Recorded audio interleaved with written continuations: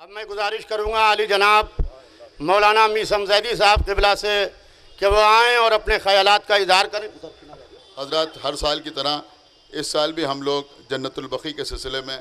احتجاج کرنے کے لیے جمع ہوئے ہیں۔ یہ احتجاج کی تعلیم بھی ہم کو معصومین ہی نے دی ہے، اور پیغمبر اسلام کے دنیا سے گزر جانے کے بعد سب سے پہلے احتجاج کی آواز جو بلند کی وہ ہماری شہزادی حضرت فاطمہ زہرا صلوات اللہ السلام علیہا نے دربار میں جا کر اپنے حق کے سلسلے میں بلند کی۔ اس کے علاوہ مولا متقیان غالب کل غالب حضرت علی ابن ابی طالب علیہ السلام نے۔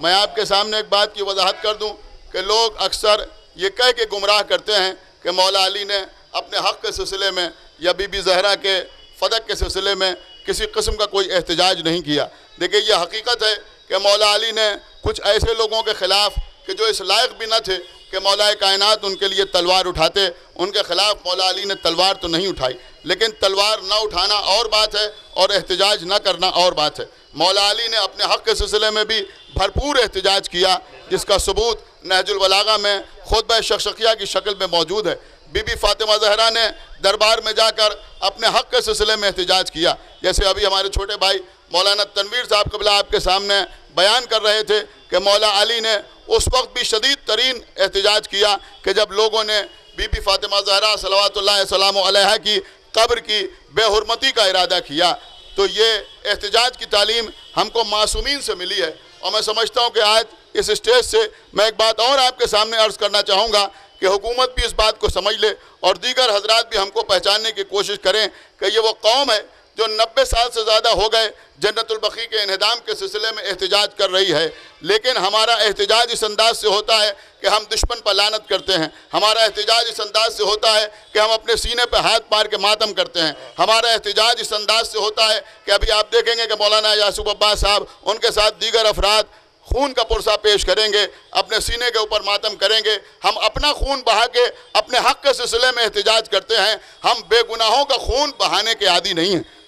اتنے عرصے کا زمانہ اتنا عرصہ گزر گیا، اتنا زمانہ گزر گیا، لیکن آج تک اس قوم نے کبھی کوئی غلط راستہ اپنے حق کو حاصل کرنے کے لیے نہیں اٹھایا۔ اس لیے کہ ہم کو اللہ پر اور اللہ کے رسول پر اور اہل بیت اطہار کے اوپر بھرپور اعتماد ہے۔ ہم جانتے ہیں کہ یہ وہ ظالم ہیں جو انہی کے ماننے والے ہیں کہ جن کے دربار میں دن بھر رسول کی بیٹی کھڑی رہی لیکن رسول کی بیٹی کو ان کا حق نہیں دیا گیا۔ تو ہم جانتے ہیں کہ یہ بھی وہ لوگ ہیں کہ ہمارے احتجاج کا ان کے اوپر کوئی بہت جلدی اثر ہونے والا نہیں ہے، لیکن ان کو بھی ہوش کے ناخن لینا چاہیے۔ اس لیے کہ ایک زمانہ ایسا تھا کہ جب کربلا میں زیارات کے اوپر پابندی تھی، کربلا میں ماتم مجلس کے اوپر پابندی تھی، صدام کی حکومت تھی، اور اس وقت جو لوگ زیارت کے لیے جاتے بھی تھے تو ان کو ماتم کرنے کی یا مجلس کرنے کی کوئی اجازت نہیں ہوتی تھی۔ اس وقت ایسا لگتا تھا کہ کبھی یہ ظالم دنیا سے نہ جائے گا، لیکن اللہ ایک ظالم پر دوسرے ظالم کو مسلط کرتا ہے، اور پھر دنیا نے دیکھا کہ وہ کس طرح سے ذلیل اور رسوا ہوا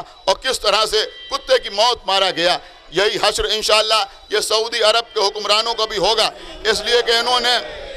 رسول کی بیٹی کا دل دکھایا ہے، اور صرف رسول کی بیٹی کا دل نہیں دکھایا ہے بلکہ رسول کی اس اکلوتی بیٹی کا دل دکھایا ہے کہ جس کے لیے پیغمبر نے فرمایا تھا کہ جس نے فاطمہ کو اذیت دی اس نے مجھ کو اذیت دی، اور جس نے مجھ کو اذیت دی اس نے اللہ کو اذیت دی، اور جو اللہ کو اذیت دے وہ کافر ہے، مسلمان نہیں ہے۔ ہم اپنے اتر پردیش کی حکومت سے اور جو سینٹرل کی حکومت ہے اس سے بھی گزارش کرنا چاہیں گے کہ کیونکہ یہ ہندوستان ہے، یہاں ہر مذہب کے ماننے والوں کو اپنے اپنے طریقہ عبادت پر عمل کرنے کی آزادی ہے، اپنے اپنے طریقے سے زندگی گزارنے کی آزادی ہے۔ لہذا یہ انٹرنیشنل منچ کے اوپر ہمارے اس مدعے کو خاص طور سے اٹھائیں، اس لیے کہ ہم ہندوستان کے شہری ہیں اور ہم کو اپنی حکومت سے یہ کہنے کا حق ہے کہ آپ ہمارے حق کو انٹرنیشنل یعنی انترراشٹری استر پر اٹھائیں، اور اس بات کو مدعا بنا کے پیش کریں کہ رسول کی بیٹی کا مزار منہدم کیوں کیا گیا ہے اور رسول کی بیٹی کی قبر بے سایہ کیوں ہے۔ آئیے عزیزوں، ہم اور آپ مل کے دعا کریں کہ خداوند عالم اس سعودی عرب کی حکومت کو نیست و نابود فرمائے۔ ان کا وہی حشر ہو جو صدام کا ہوا، ان کا وہی حشر ہو جو اس سے پہلے دشمنان اہل بیت کا ہوا، اور خداوند عالم جلد از جلد ہمارے امام زمانہ کا ظہور فرمائے تاکہ ان کی شمشیر کے ذریعے جو دشمنان اہل بیت ہیں وہ جلد از جلد اپنے انجام کو پہنچیں۔